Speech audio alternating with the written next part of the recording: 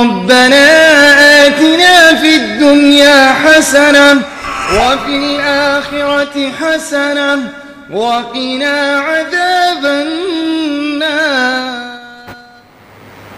محترم مفیض الدین صاحب، رئیس الجامعہ، دیگر اساتذہ کرام اور ہمارے مشاورت کے ذمہ داران، آل انڈیا ذمہ داران جو دلی سے تشریف لائے ہیں، عزیز بچیوں، السلام علیکم ورحمۃ اللہ وبرکاتہ.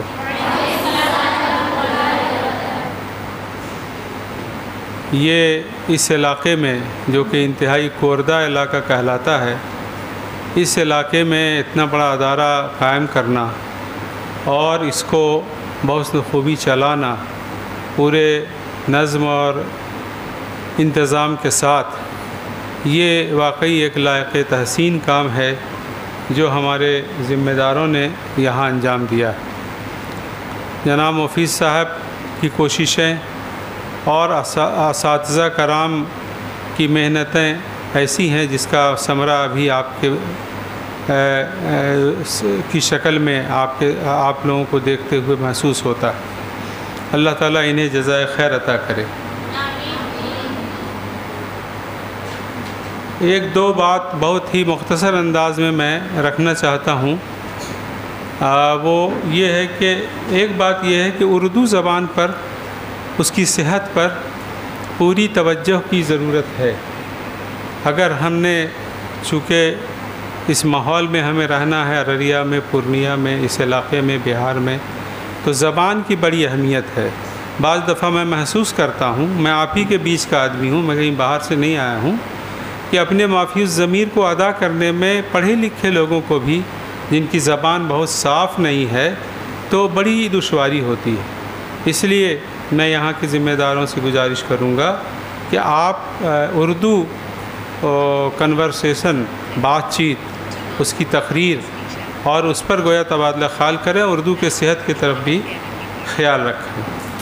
دوسری بات جس کی طرف توجہ کی ضرورت ہے وہ یہ ہے کہ طالبات کے اندر سیوک سینس پیدا کرائیں. ان کو کیسے رہنا ہے، ان کی صحت، ان کی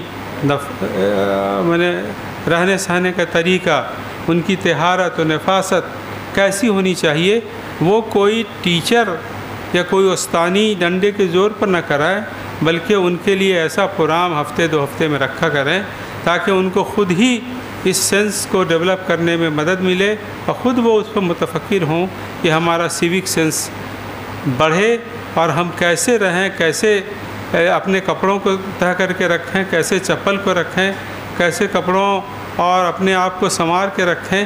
یہ سیوک سینس کی طرف بھی توجہ ہونی چاہیے.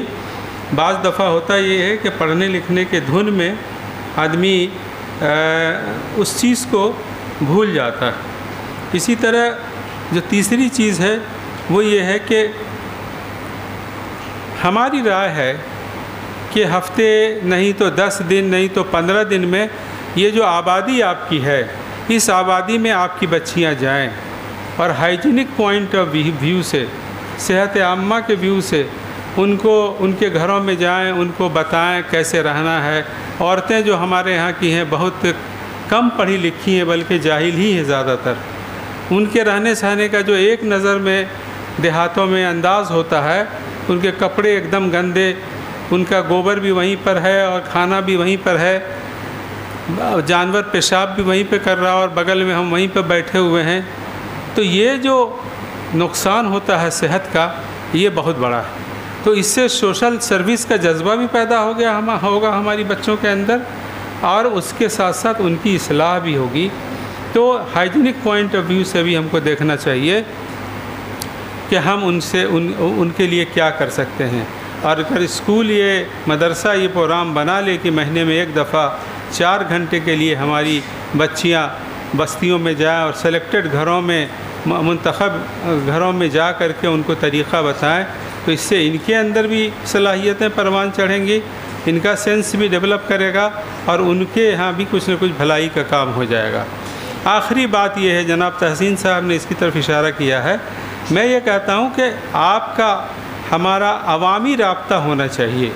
ہمارے گاؤں میں، ہر گاؤں میں کچھ نہ کچھ غیر مسلم رہتے ہیں، برادران وطن رہتے ہیں، ان سے ہمارا رابطہ ہونا چاہیے، ان کی عورتوں سے رابطہ ہونا چاہیے۔ دیکھیے چھوٹی جات کی خواتین جو دیہاتوں میں رہتی ہیں، برادران وطن کی، ان کی حالت انتہائی خستہ ہے۔ جب وہ بوڑھے ہو جاتے ہیں تو باپ، ماں اور بیٹا بھی اس کو دیکھتا نہیں ہے، بیٹا اور بہو بھی اس کو دیکھنے والے نہیں ہوتے ہیں۔ تو اس وقت اگر 4 ہمدردی کے بول آپ نے بول دیے، ان کو رہنے کا سلیقہ سکھا دیا، ان کے پاس جا کے بیٹھ کے کچھ گپ شپ کر لیا، نانی دادی کی طرح اس کو ٹریٹ کیا، تو ان کے دل میں آپ کے لیے محبت پیدا ہوگی اور آپ کو وہ فرشتہ سمجھنے لگیں گے۔ اس طرح کے رابطے کا ماحول اگر بنائیں گے تو آگے آنے والے دنوں میں سماج میں بھی جو نفرت کا ماحول ہے وہ بھی کم ہوگا، اور آپ بھی اس تکثیری سماج میں جس کا ذکر کیا گیا ابھی، اس مخلوط سماج میں آپ لوگوں سے رابطہ کریں گے تو آپ کے اندر بھی مضبوطی پیدا ہوگی، اور آپ کے اندر بھی لگے گا خود اعتمادی ہماری بڑھ رہی ہے۔ اور ساتھ ساتھ اللہ تعالیٰ نے جو ذمہ داری ہم پر دی ہے، دعوت کی ذمہ داری، کسی نہ کسی حد تک اس طرح ہم اس کی طرف آگے بڑھ سکتے ہیں، اور اگر اللہ تعالیٰ نے آگے اور توفیق دیا تو ہم داعیہ بھی بن سکتے ہیں، دین کی دعوت بھی پھیلا سکتے ہیں۔ یہی چند گزارشات کے ساتھ میں اپنی بات ختم کرتا ہوں۔ اللہ تعالیٰ ہماری دعا ہے کہ آپ سبوں کو صحت اور علم سے نوازے، اور آپ اپنے اپنے مقام پر اچھے مستقبل کی طرف گامزن ہوں۔ وآخر دعوانا الحمدللہ رب العالمین۔